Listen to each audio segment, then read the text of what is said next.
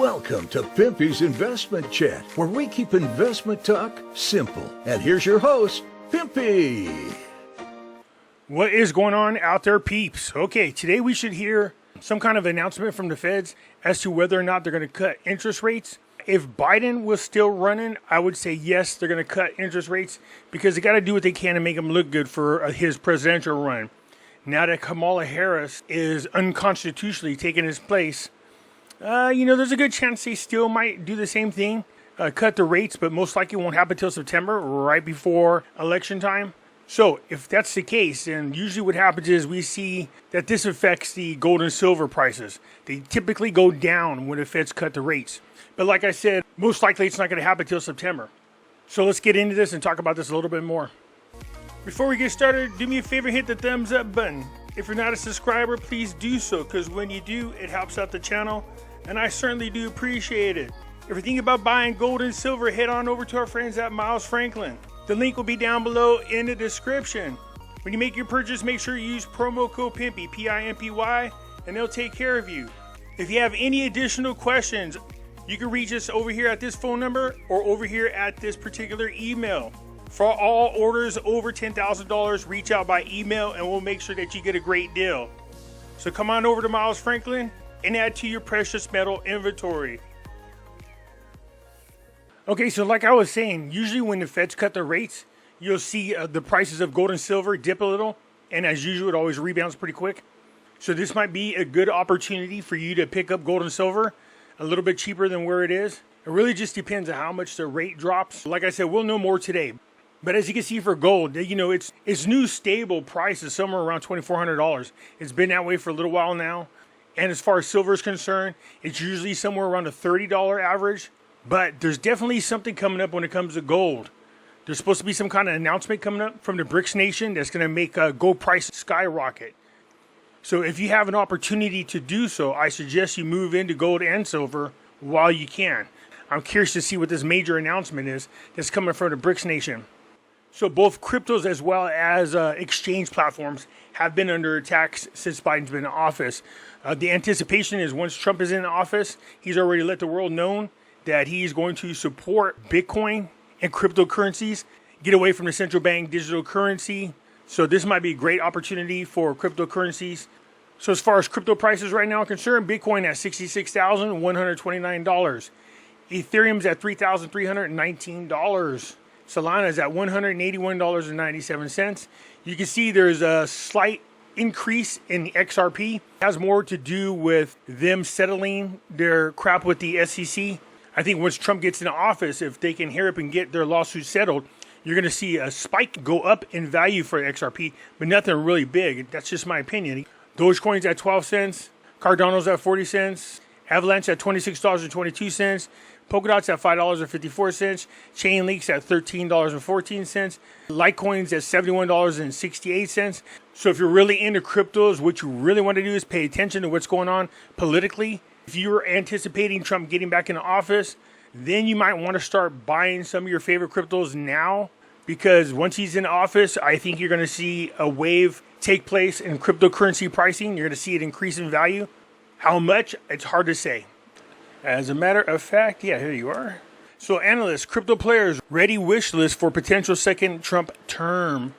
When former U.S. President Donald Trump promised a Bitcoin conference on Saturday, if reelected, he would fire Security and Exchange Commissioner Gary Gensler, a crypto skeptic. The crowd roared with delight. Well, it's not that he's a crypto skeptic. You got to understand that the Democrats are not in favor of cryptocurrencies. Remember, they want to push us into the central bank digital currency, just like their overlords tell them to do. They work for that World Economic Forum's New World Order. That shouldn't be surprising to anybody. A Democratic presidency, you're going to see them do all they can to slow down or stop cryptos altogether with all these lawsuits. And you notice that these lawsuits have been going on for a long time now. Why haven't they already cleared up as to what cryptocurrencies are? It shouldn't take this long to make some kind of decision.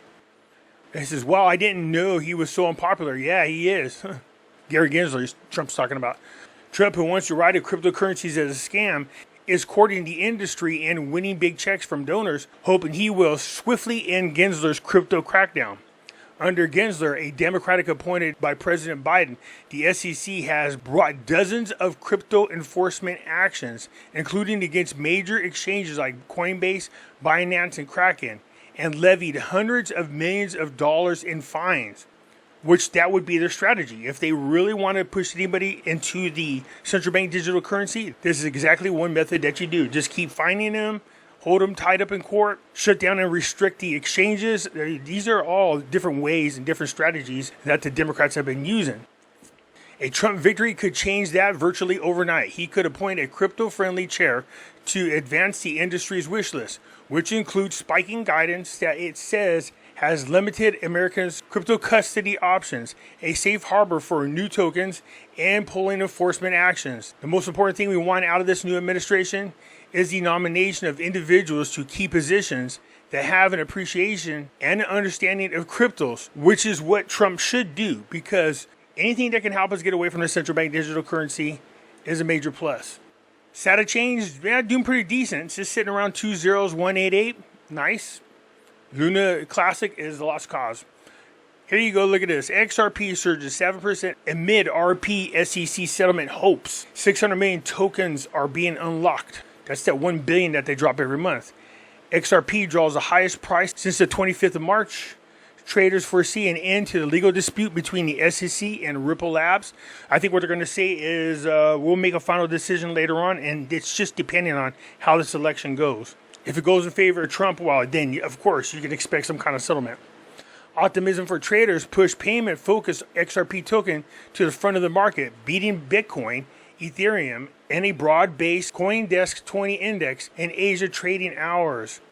You can see right here, it says a Tuesday filing showed that the United States Securities and Exchange Commission intends to amend its complaint against crypto exchange Binance, including with respect to the third-party crypto asset securities, which likely means that the judge won't have to decide whether 10 tokens, such as Solana, Polygon, and so forth, are unregistered securities just yet. They've been dealing with this for 4 years, longer than that, and they still have not decided what the hell it is. Of course, nobody should be surprised about this. Having the Democrats in office, they are in favor of the central bank digital currency and universal basic income, keeping you 100% reliable on a digital token instead of having cash. Having Trump in office can change all that, so just keep that in mind. Gold at $2,467. Like I said, its new average right now is about $2,400 per ounce, which is really sweet. It's currently up about $15.20 at the current moment, waiting for the announcement from the Fed. Silver's at $28.78 per ounce. Its new average is usually around $30. So the same thing, we're going to keep an eye on this until we hear what the Feds are going to do. If they don't make a cut, I am anticipating that you're going to see the prices of gold and silver really jump. But regardless, there is a huge prediction on a bull run getting ready to take place again with gold and silver. So be prepared. Buy them now, because I don't think you're probably going to see them this cheap ever again. Let's hear what they got to say. Well, to the upcoming FOMC meeting, spot currently trading over the $2,400 mark per ounce. Well, silver also slightly green today. Now, our guest Gary Wagner says we might be at the beginning of a significant third wave in gold's bull run. Now, he's accurately called these patterns before and believes that the breakout patterns he identified previously are continuing to drive this market. Let's welcome back our buddy Gary Wagner. Hey, man, good to see you. Thanks for having me. It's great to be here. And it's a perfect day to do that, coming up on the next FOMC meeting. And although we are almost confident that he will not implement a rate cut, meaning the Federal Reserve, not just Chairman Powell, but we're looking for veiled references that could signal a rate cut in September. According to the CME's FedWatch tool, there is a 100% certainty that at the conclusion of the September meeting, there will be some sort of rate cut, with the vast majority of the highest probability leaning towards a 0.25% rate cut. So we're going to want to listen to what the chairman says during the press conference and look for subtle word changes in the statement they release a half hour prior to him speaking.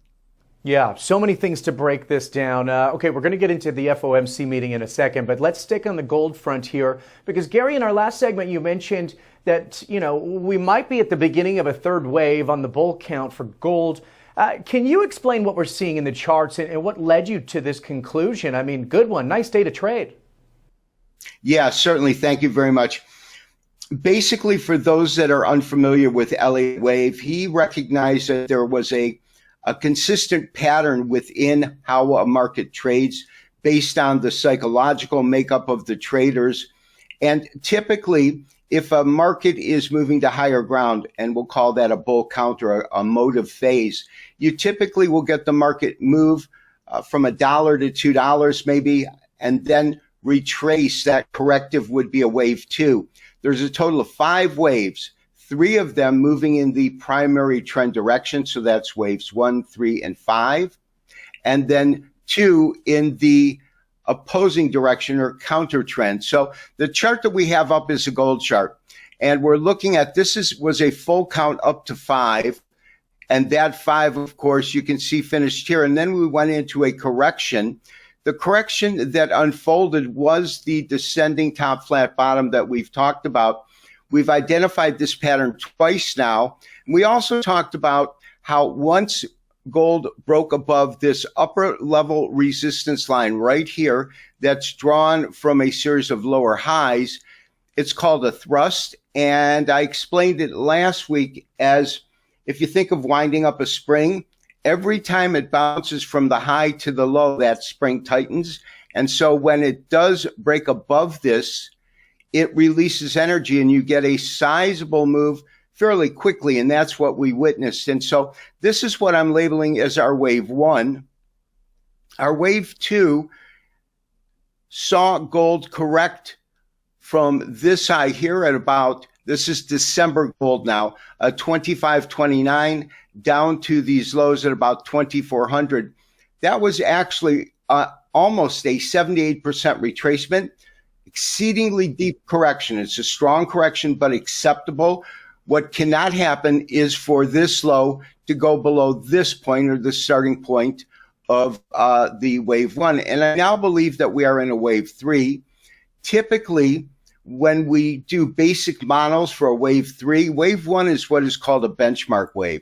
So once we have that in place and the wave 2 is completed, then we can start plotting where a third wave could go to.